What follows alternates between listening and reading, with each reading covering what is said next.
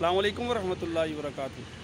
محترم ناظرین، آج ہم ایسی جگہ پہ موجود ہیں جو تاریخی بھی ہے اور قرآنی مقامات میں سے ایک مقام ہے کہ اللہ تعالیٰ نے دو دریاؤں کو جمع کیا اور ان دو دریاؤں کا پانی ایک لمبے فاصلے تک گٹھا چلتا رہتا ہے۔ ایک صاف پانی ہے، گدلا پانی ہے، اور وہ چلتے رہتے ہیں۔ اللہ تعالیٰ کی قدرتوں میں سے قدرت ہے۔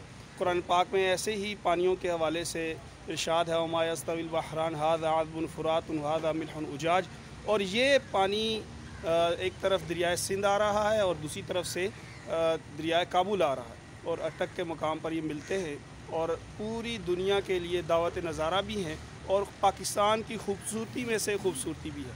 آج ہم موجود ہیں یہاں پہ ناظم اعلیٰ MSO محترم رانا ذیشان صاحب اور نائب ناظم اعلیٰ مولانا شہزاد عباسی صاحب کے ساتھ، اور ہمارا آج کوڑا خطک کا سفر تھا۔